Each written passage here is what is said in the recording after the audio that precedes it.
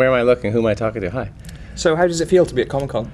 It's awesome. I did my first day yesterday, which was my first ever Comic-Con, and it was overwhelming. It was like sensory overload, but it was very cool and very flattering to meet a lot of nice people that are supporting our show, and even the show I did a long time ago when I was a child called Lois and Clark, The New Adventures of Superman. No, it's fun, yeah. Cool. And how have fans reacted to your new show? How's it gone Well, down when so I far? meet the people that actually that have watched it, they really see. No, you actually. Because I live in America and it hasn't come to America yet, and so to see people that have seen, we've aired already 7 of the 8 episodes, and when they speak with detail and quote lines from the show and everything, it's really genuinely cool to hear their honest support. And I said the reason I'll get to make more episodes if you guys keep up with this positive reactions. No, they've been very nice and lovely. Cool. And how do you kind of get a gauge of how people react to it? Because you said obviously it's not out in the States. So were you completely oblivious to how people Well, because of now, there's social media, and I can go online and look up, and I have a good communication with the people that made the show. So I've been hearing nice responses all along. And the first episode, the press was really, really nice about it, and it was everybody's kind of pick of the week and the Sunday Times, like even papers that normally wouldn't respond to a show that's more fun and escapism were really nice. So that was I was aware of the start of the show, and then throughout we've still remained, I guess we were like 7 people's pick of the week last week, and they don't often, for a Sky show in episode 7, usually people are not talking about it. So all that is good. I want people in America. For me, the only thing I don't notice is I'm in America, and I work mostly in America, and so that part of my business isn't aware of the show. So I'm either looking forward for them to get to see it because I think it'll help me, but it's sort of, I feel all this show's gone over really well here, but no one knows in America. So it's like you're in America going, come on, I want to. But I'm still kind of attached to the show until November, and then they'll decide if we're going to make more. So, which I think we might get to. And then I can wait in America. And how do you think fans in the US would react to it? Do you think they'd enjoy it as well? I think they will like it because it has they've just done Lethal Weapon, the TV series, and they've done a MacGyver reboot, and they've both gone over really well. And they have the same. I think they offer the same thing that this show offers, which is escapism. We're not trying to be anything more than that. It's a good alternative to a dark cop drama or like a serial killer or like a dead baby on the beach. So it's fun for like people I think like that. What's the term that they what's the term where you aspirational? You can go, oh my God, I want to go to Cambodia and go on it. Like there's a lot of things about the show that I think people identify with. That it's light and fun, and it's like a little glass of wine at the end of your week. Or if you don't drink wine, it's a piece of chocolate. Or if you're in America, it's a cheeseburger. No, So was your character always supposed to be American? Because it's not quite as common for there to be prominent American characters on British. Yeah, I think when I read the script, he was a big, rough, kind of rogue American, sarcastic, brash.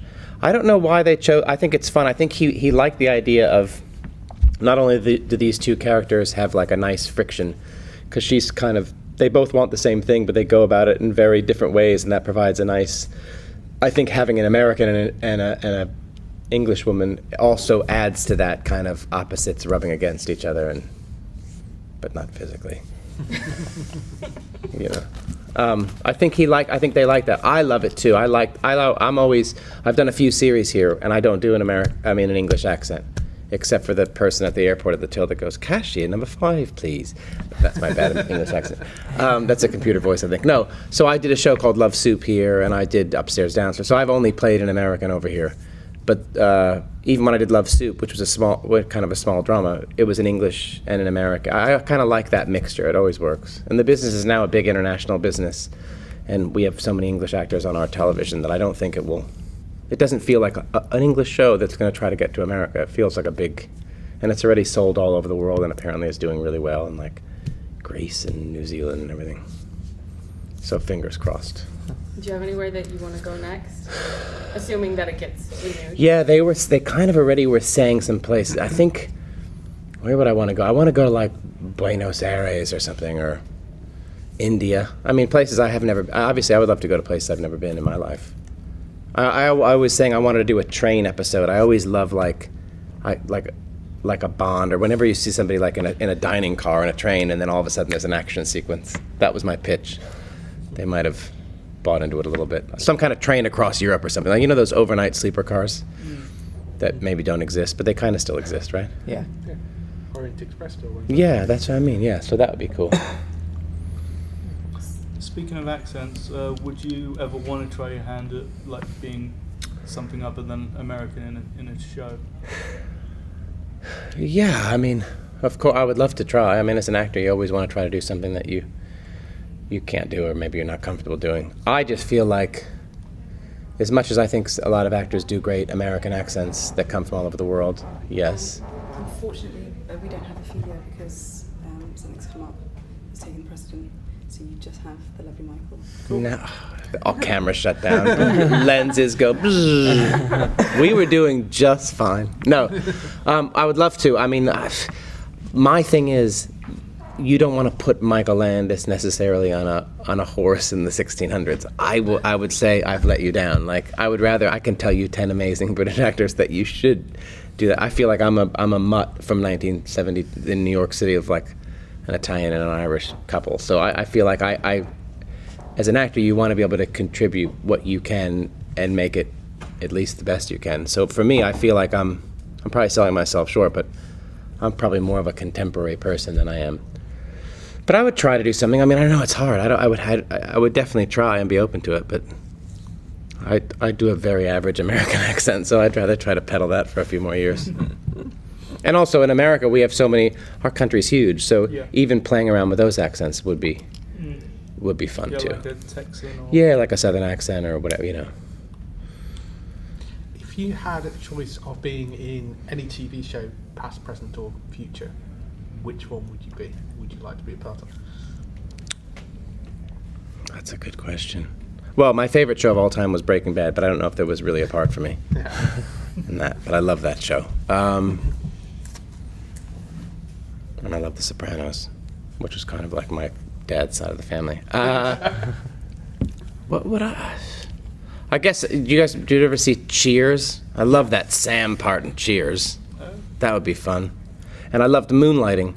Yeah. If you guys remember Moonlighting. Yeah, but yeah, I'll tell you, Tony Jordan, some of the people said this is like Moonlighting in the Jungle.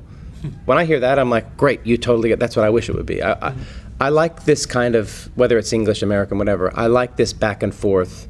And I ultimately like a show that is, I don't want to just be on a dark drama, because I feel like I'm lighter in general, and I don't want to just be on a silly comedy. So I like a show that life is both comedy and drama. So I kind of like a drama that has humor, I guess. And this show is kind of lighthearted, fun, action, escapism. So it's so funny, when I finished this and I went home, they're like, what are you going to do? Because we wouldn't do more Hootens till next May. And I said, if I can do anything again right now, I want to do more Hootens. I think it's such a fun character. And you guys do shorter orders. We make like 22 episodes. So when you only do 8, I'm still hungry for more, you know? So That's your Sky. that's just Sky, yeah. That's just Sky. Well, but sometimes you do 6. I mean, we're starting to do it. We'll do 10 or 13. A lot of our Yeah, cable it's stuff happening is a lot. shorter. And in fact, there's a show called Blacklist. Do you guys get that here? Yeah. The spin-off of that was an 8-episode order for NBC. Because originally I think NBC or ABC were interested in Hooten. And I was like, well, America's not going to do an 8-episode thing. And then sure enough, just this past May, they ordered. And there's a show, How to Get Away with Murder, and that actress only wanted to do a certain amount. So in order to get her, yeah. Viola Couldn't Davis. do more than 16. Is that, you know that fact, right? Okay, that's something I'm a hardcore fan. Okay, of good. That show. Yeah, my wife's obsessed with that. So that's, and Kevin Bacon did a show a couple of years ago. It's not on anymore, but he only wanted to work so if your star dictates a schedule.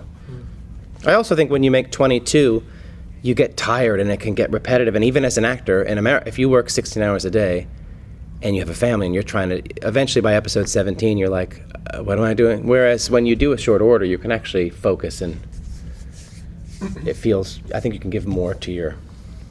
So which do you prefer, do you think? Short order or doing a... I think short order, I think, is better for the work. I think you want to make a living, so somewhere between a long order and a short order, you know what I mean? You kind of get paid per episode, but I'm not doing it for the money necessarily. Yeah. So I kind of like that 10 to 13 would be good. Yeah. 6 feels too short and 22 feels too long. I mean, this is semantics. Yeah. So Well, with 22, you end up getting filler episodes, like episodes that don't necessarily connect to the overall story of it. So I think a lot of places are going for the Netflix model and doing smaller. Which I shows. think, and the quality, like so. But then you can be on like NCIS, and like Chris O'Donnell kills, and that Yeah. he made 22 or 24 NCISs in the time that it took us to make 8 Hootens. Or one, we did 7 months and it took him 8 months, and I was like, dude, you got to make, and but I think if you look, he's like, we're on a soundstage. Yeah. We don't travel. We go out 1 or 2 days an episode. But those shows also are so well oiled. Like I had a friend on CSI Miami. It's just they would finish at 6 o'clock every day. I was like, how? It just. But that's a different thing. But I think you're right. I think in the networks in America are starting to go, wow, why is everyone going to Netflix and Amazon and Hulu and everything?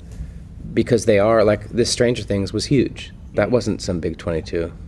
Fargo's are like 6 episodes. Do you guys know Fargo? Yeah. Which I love, which I think is great. Yeah, Black Mirror is another. How many is Black Mirror? The second. 6. 4, is it 6? Because And then because Netflix bought it, I feel like they ordered They more. did. Okay. Yeah, they ordered 6, and then there's 6 more now. So they said they advertised 12 over 2 years something. I mean, House of Cards was 13. I mean, that's a great show. So yeah, I think 13 is a great number because I think you can make a living, It's that half season, Yeah. mid-season thing. and it's 6 months of your life, and you can. I think you also need to step away from a job Yeah, at a little bit so you can live. bring more to it.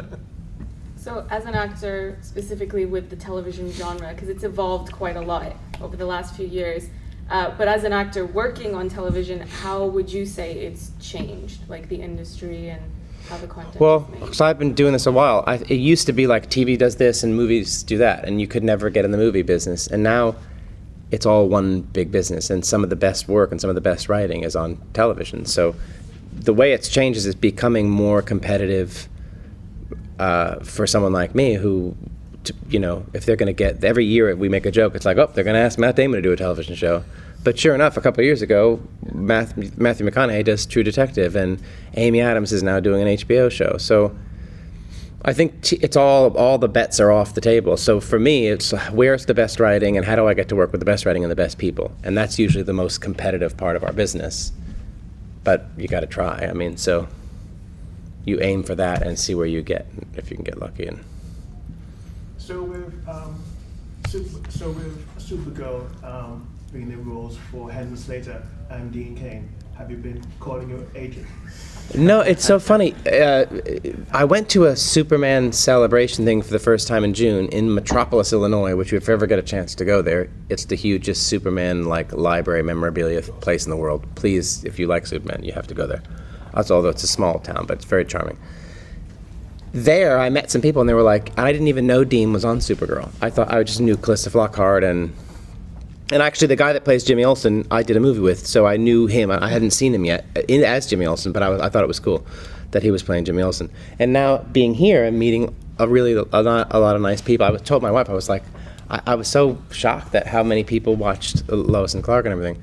I think that would be super cool. I mean, I was saying it yesterday. I think it would be really neat to go, just be like somebody in journalism, or now do some. I think if there are people here that remembered me as Jimmy, I think that would be cool for them.